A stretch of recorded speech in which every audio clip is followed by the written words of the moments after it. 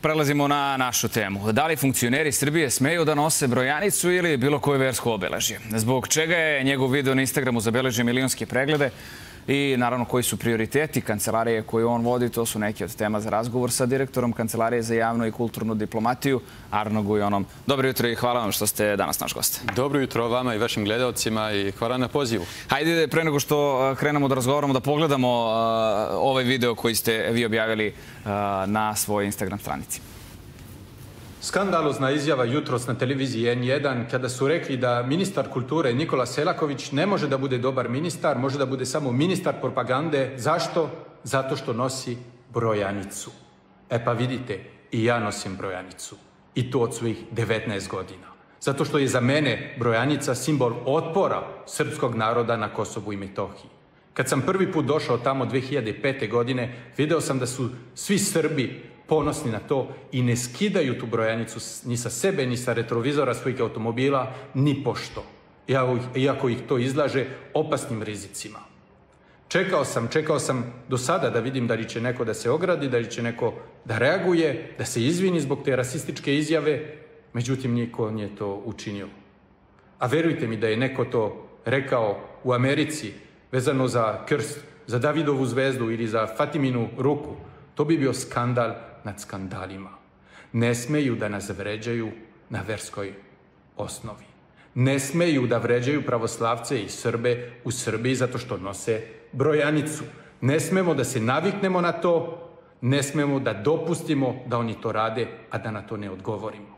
Velika podrška ministru Selakoviću i svima vama koji nosite sa ponosom ovo versko obeležje, ovu brojanicu. Veliki pozdrav.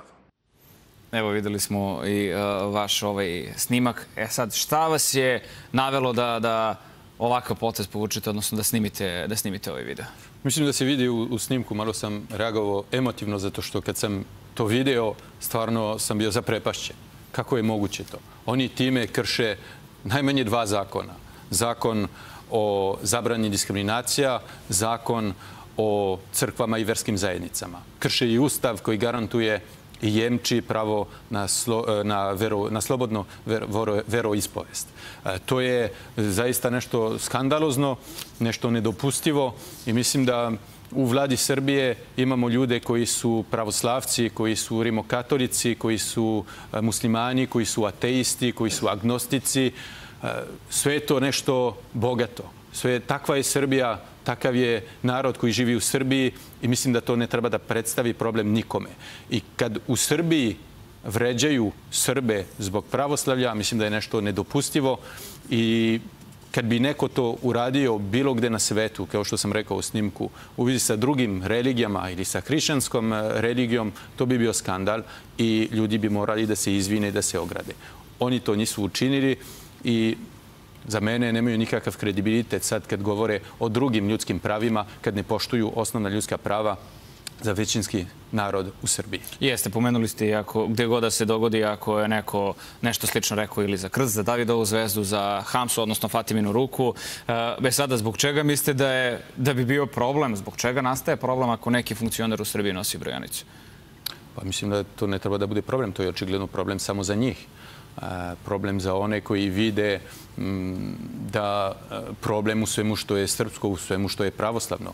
To je problem za one koji žive kao da živimo 50 godina unazad, kada je bilo zabranjeno ili je bila sramota biti pravoslavac. Sad više nije vreme tog ekstremnog komunizma koji je omogućavao takvim ljudima da ispoljavaju mržnju prema onima koji nose krst ili brojanicu ili druga verska obeležja. Danas je vreme tolerancije, danas je vreme otvorenosti. Takva je Srbija, demokratska, otvorena prema svima. Oni onda treba da budu otvoreni i prema nama, prema pravoslavcima. I zato sam tako reagovao i mislim da i tu da se nadovežem na gospodina Selakovića. On je 12 godina ministar u vladi Republike Srbije. 12 godina je na najvišim mogućim funkcijama. 12 godina je desna ruka predsjednika Vučića. 12 godina je tu. I jedino što mogu da mu zamere i da mu spočitaju, to je što nosi brojanicu. E pa vidite, mislim da je to za njega najveći kompliment koji su mogli da mu dodele. Jasno. Nakon ovog videa koji ste postavili, mnogo komentara je i vama bilo upućeno. Je li tako? I vi ste na neki način postali meta nekih napada. Pa dobro, uvek, to su društvene mreže, to izaziva puno komentara, često pozitivnih, ponekad negativnih. Kad ste javna ličnost ili kad se bavite javnim poslom, onda treba da budete spremni na to.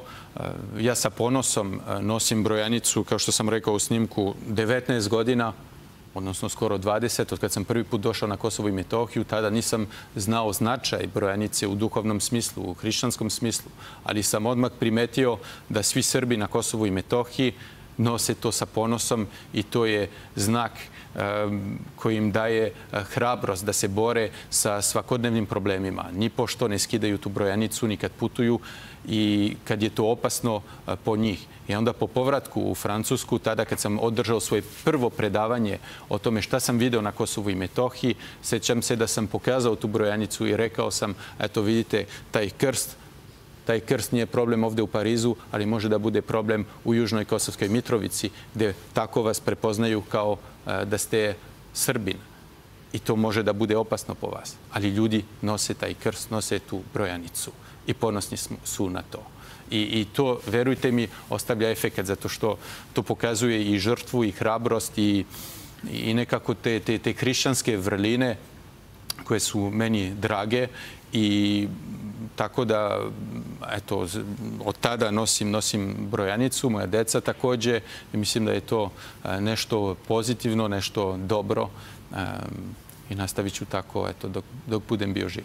Eto, rekli ste od kad ste prvi put bili na Kosovo i Metohiji, pretpostavljam da ste imali priliku i da obiđete i manastire Kosovo i Metohije. Te kako poznate po našim crkvama i manastirima koji imaju, eto, mi tako osjećamo tu duhovnu moć, prelepu. Kako da ne, naravno, sve manastire na Kosovu i Metohiji sam obišao i od Visokih Dečana do Gračanice preko svih ostalih. Vidim da ima dosta i u to vreme kad je bilo mnogo ljudi, odnosno mnogo vojnika iz KFOR-a, i oni su obilazili te manastire i oni su bili zadivljeni lepotom tih manastira. Naprimjer, italijanski kontingent KFOR-a je čuvao Visoke Dečane. Ne možete da zamislite kakav je to osjećaj kad vidite 15 momaka pod oružjem koji ostavljaju oružje na ulaz u crkvu, uđu, krste se na katolički način, ali oni pokazuju poštovanje i gledaju ovako otvorenim očima i kovče gde počiva Stefan Dečanski i mole se tu u toj bogomolji, u toj crkvi, pokazuju pijetet i osete šta to znači. Ne samo za Srbe, ne samo za pravoslavce, već i za njih. Evo, kad jedan vojnik koji je samo 6 meseci na Kosovu može to da oseti, može to da poštuje, ja mislim da svako može i svako mora to da poštuje. To je pitanje